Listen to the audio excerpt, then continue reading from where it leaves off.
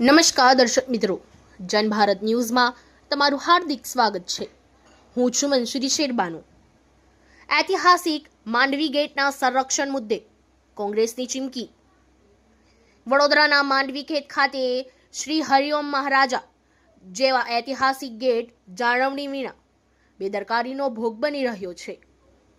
આ અંગે ચાલી રહેલા આંદોલન દરમિયાન આજે શહેર કોંગ્રેસ સમિતિના પ્રમુખ શ્રી ઋત્વિક જોશી, વિરોધ પક્ષના નેતા ચંદ્રકાંત શ્રીવાસ્તવ તેમજ કોંગ્રેસ પાર્ટીના અનેક કાર્યકર્તાઓએ સ્થળ પર પહોંચી મુલાકાત લીધી હતી અને તેઓએ ચેતવણી આપી હતી કે જો ઐતિહાસિક ગેટની જાળવણી માટે તાત્કાલિક પગલાં નહીં ભરાય તો કોંગ્રેસ પાર્ટી દ્વારા ઉગ્રથી ઉગ્ર આંદોલન શરૂ કરવામાં આવશે।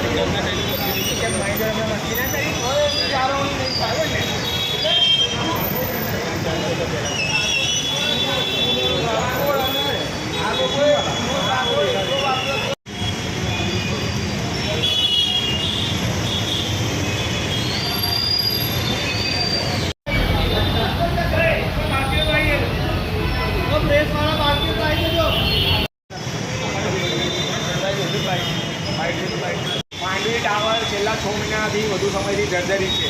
એ સ્થિતિ તો લગભગ આખા વડોદરાવાસીઓએ શાસક પ્રશાસને જોઈ લીધી છે અને વિકાસની ઓલી વાતો કરનારી પાર્ટીનું આજે એક વળવું સત્ય અહીંયાથી દેખાઈ રહ્યું છે કે 14 ઓગસ્ટના દિવસે એટલે કે સ્વતંત્રતા દિવસના આગલે દિવસે શિસ્તબદ્ધ પાર્ટી દ્વારા જે મસાલ યાત્રાનું આયોજન કરવામાં આવે છે, આજે 10 દિવસ લગભગ 10 ના કરો તો 6-7 દિવસ થઈ ગયા, પણ આજે જે મસાલો કામમાં લેવા છે એ બી અહીંયાથી પડી છે કે જાણે આ કોઈ કચરા પેટીમાં નાખી દીધેલી હોય। હવે શિસ્તબદ્ધ પાર્ટીના ધર્મપ્રેમી દેશપ્રેમી લોકોને જે મસાલની કદર નથી એ આજે માંડવી ટાવરની કેટલી કદર કરશે। આના પછી આજે અમને કદાચ એવો ભય સતાવી રહ્યો છે કે હજુ પણ ભલે એમના એક અધિકારીએ કે ભાઈ એક પદાધિકારીએ આશ્વસ્ત કર્યું હોય કે હવે માંડવી ટાવરનું કામ ખૂબ ઝડપથી શરૂ થશે, પણ આ મસાલોની દૂરદર્શા જોયા પછી આજે ફરી એક વખત એ પ્રશ્ન અમારા મનમાં ઊભો થશે કે માંડવી ટાવરનું કામ ક્યાંક ને ક્યાંક સ્થાનિક કોર્પોરેશનની ચૂંટણી સુધી ટલ્લે તો નહીં ચડાવાય ને, કે એને એ મુદ્દો કોર્પોરેશનની ચૂંટણી માટે કામમાં તો નહીં લેવાય ને, કારણ કે એ અમે જોયું છે કે કોઈ બી પાર્ટી કોઈ સારા મુદ્દાને ત્યાં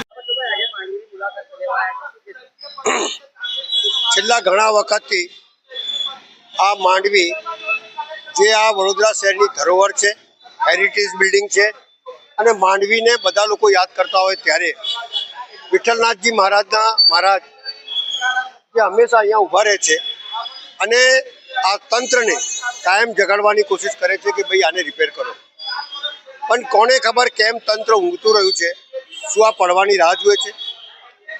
સર સિયાજીરાવ ગાયકવાડે આ શહેરની મધ્યમાં આ માંડવી એક ઓળખ બનાવી હતી અને કહેવાય છે કે માંડવીના 5 ચક્કર લગાડો તો તમે વિદેશમાં બી જાઓ તો ફરી આવવું પડે તમારે। એટલે મારું માનવું છે કે ધરોહરને મટાડવાનું કામ કરી છે સત્તા પર બેઠેલા લોકો। એટલે હવે આ એક વખત પડ્યું, બીજી વખત પડ્યું, ત્રીજી વખત પડ્યું। હવે સવાલ એટલો જ છે કે બહુ શાંતિથી વિચાર કરી ધૈર્યથી એનું કામ શરૂ કરો, ને તો આંદોલન કરવાની શરૂઆત કરવી પડશે, કારણ કે આ માંડવી વડોદરાની ઓળખ છે અને ઓળખને તમે લોકો જે મટાડવાની કોશિશ કરો છો એ ચલાવી લેવાય નહીં।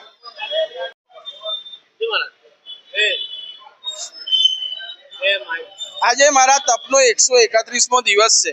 આ તપ શરૂ કરવાનો સંકલ્પ જ એ છે કે વડોદરાના ઐતિહાસિક વારસાનું યોગ્ય રીતે રિસ્ટોરેશન થાય, જાળવણી થાય અને મેન્ટેનન્સ થાય। પણ આજે 131ના દિવસે પણ દુઃખ સાથે કહેવું પડે છે કે જે જર્જરિત પિલ્લર માટે આ તપ શરૂ કર્યું એ જર્જરિત પિલ્લર હવે ધીરે ધીરે ધરાશયી થઈ રહ્યો છે અને ગમે ત્યારે પડી જશે। તો મહાનગરપાલિકા છેલ્લા 6 મહિનાથી આ માંડવી દરવાજા માટે જે ઉદાસીનતા રાખી છે ને હજી સુધી ટેન્ડરિંગ ઇજારા શબ્દ વાપરી અને અમારા જેવા જે હેરિટેજ પ્રેમી છે, મીડિયા છે, વડોદરાની પ્રજા છે એને ગેરમાર્ગે દોરી રહ્યા છે. એનું બહુ મોટું દુઃખ છે કે જે ઐતિહાસિક વારસા માટે સર સયાજીરાવ ગાયકવાડ 1952માં જ્યારે ઐતિહાસિક વારસો મહાનગરપાલિકાને સોંપી દીધો, પછી એની જે જવાબદારી મહાનગરપાલિકાની આવે છે અને એને સાચવવા માટે જે હેરિટેજ સેલ બનાવવો જોઈએ, જે આજ દિન સુધી બન્યો નહીં, જેને લીધે વડોદરાનો ઐતિહાસિક વારસો હવે નષ્ટ થવા પામ્યો. તમે તાંબેડકરનો વાડો જોઈ લો, લહેરીપુરા દરવાજો જોઈ લો, ન્યાય મંદિર જોઈ લો ને અત્યારે માંડવીની પરિસ્થિતિ જોઈ લો. થોડા સમય પહેલા કલેક્ટર ઓફિસનો ઘણો બધો ભાગ પડી ગયો. હવે હેરિટેજ વોક કરવાની વાત કરે છે કમિશનર શ્રી, કે મેં પહેલો પ્રશ્ન છે કે હેરિટેજ વોક થશે ક્યારે? જ્યારે ઐતિહાસિક વારસો સચવાશે. ને ઐતિહાસિક વારસો ક્યારે સચવાશે? તમે એને સાચવવાની શરૂઆત કરશો. આજે 5 મહિના પછી પણ તમે હજી, કાલે શીતલભાઈ મિસ્ત્રી કહે છે ચેરમેન કે હજી 1 મહિનો લાગશે.